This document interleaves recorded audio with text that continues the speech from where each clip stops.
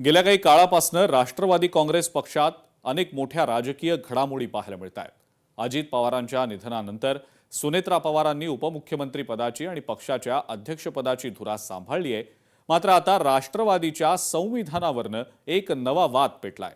आमदार रोहित पवारांनी प्रफुल्ल पटेल आणि सुनील तटकरे यांच्यावर पक्षाच्या संविधानामध्ये परस्पर बदल केल्याचा अत्यंत गंभीर आरोप केलाय। नेमकं हे प्रकरण काय, संविधानातून कोणते सेल वगळले गेलेले आहेत, पाहूयात त्याच संदर्भातला हा विशेष रिपोर्ट।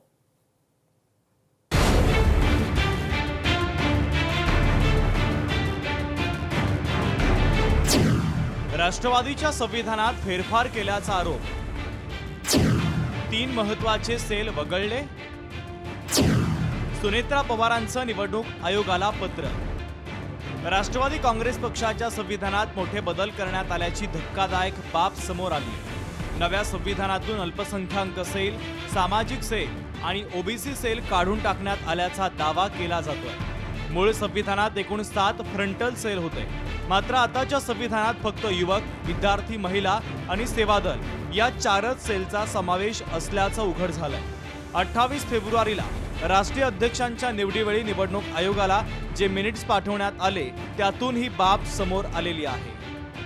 मुझे लग रहा है ऐसा कि जब से अजीत दादा गए, अजीत दादा के रहते हुए वो बहुत प्रश्न उठाते थे मुसलमानों के, खासतौर से अल्पसंख्यक समुदाय के, लेकिन दादा के जाने के बाद जो ये 3 सिग्नेचर है, प्रफुल्ल पटेल, सुनील तटकरे जी और बृजमोहन श्रीवास्तव जी, इनका असली चेहरा ये सामने आ रहा है कि ये मुसलमानों की किसी भी हालत में समर्थक नहीं है।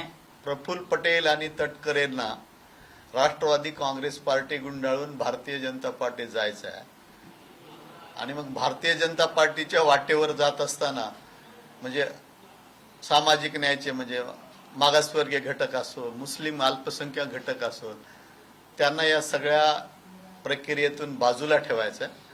त्यासाठी त्यांनी हा केलेला जो उठाठेव आहे त्याच्याबद्दल मी जाहीर निषेध करतो। या प्रकरणावरून रोहित पवारांनी प्रफुल्ल पटेल आणि सुनील तटकरे यांच्यावर निशाणा साधलाय। सुनेत्रा पवार यांनी निवडणूक आयोगाला एक पत्र लिहून पक्षाकडून यापूर्वी झालेला काही पत्रव्यवहार रद्द करण्याची मागणी केली आहे।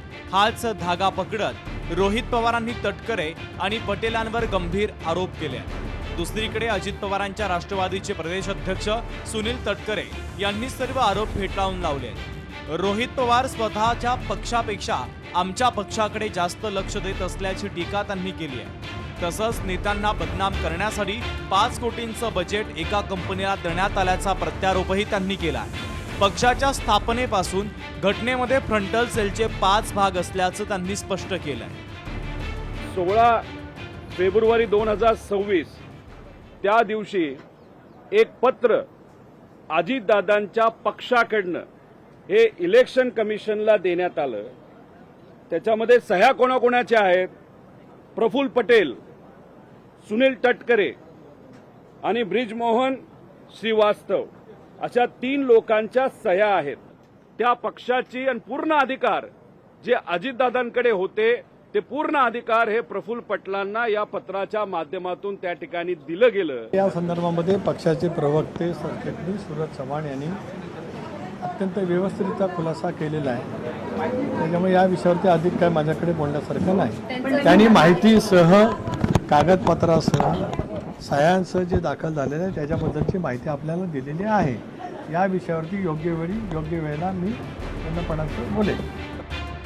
28 जानेवारी रोजी अजित पवार यांचं विमान अपघातात निधन झालं। रोहित पवारांच्या दाव्यानुसार या घटनेनंतर प्रफुल्ल पटेल आणि सुनील तटकरे यांनी सुनेत्रा पवार यांना अंधारात ठेवून पक्षाचा ताबा घेण्याचा प्रयत्न केला। 16 फेब्रुवारी रोजी प्रफुल्ल पटेल, सुनील तटकरे आणि बृजमोहन श्रीवास्तव यांच्या स्वाक्षरीचं एक पत्र निवडणूक आयोगाला देण्यात आलं होतं, ज्यामध्ये अध्यक्षांच्या निधनामुळे सर्वाधिकार कार्याध्यक्ष प्रफुल्ल पटेल यांच्याकडे असल्याचं नमूद करण्यात आलं होतं। रोहितदादा पवार यांनी मागच्या आठवड्यामध्ये जे काही पुरावे समोर आणले, हे पुरावे सुनील तटकरे, प्रफुल्ल पटेल तुम्ही दोघांनी समोर येऊन चिडचिड न करता खरं तर त्याचं खंडन पुराव्यानेशी करायला पाहिजे। कारण सुनेत्रा वहिनी पवारांनी 10 मार्च 2026ला हे पत्र का पाठवलं याचं स्पष्टीकरण तटकरे साहेब तुम्ही स्वतः पुढे या, प्रफुल्ल पटेल तुम्ही पुढे या, आणि हे पत्र का द्यावं लागलं सुनेत्रा वहिनींना? या सर्व गोंधळानंतर सुनेत्रा पवार यांनी आक्रमक पवित्रा घेतला.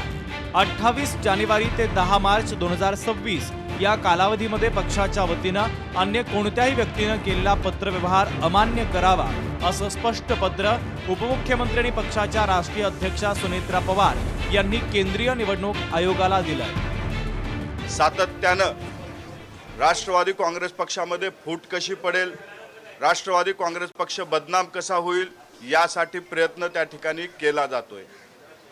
आम्हाला एक माहिती अशी भेटलेली आहे की रोहित दादा पवार यांनी राष्ट्रवादी काँग्रेस पक्षात फूट पडण्यासाठी राष्ट्रवादी काँग्रेस पक्षाचे नेते बदनाम करण्यासाठी 5 कोटी रुपयाचं पॅकेज हे एका एजन्सीला दिलेलं आहे. एकूणच अजित पवारांच्या निधनानंतर राष्ट्रवादीतील अंतर्गत कलह आता पक्षाच्या संविधानापर्यंत पोहोचलाय. सुनेत्रा पवारांचं पत्र आणि रोहित पवारांचे आरोप यामुळे आगामी काळात निवडणूक आयोग यावर काय भूमिका घेतो हे पाहणं महत्त्वाचं ठरेल. मीनाक्षी म्हात्रे, लोकशाही मराठी, मुंबई.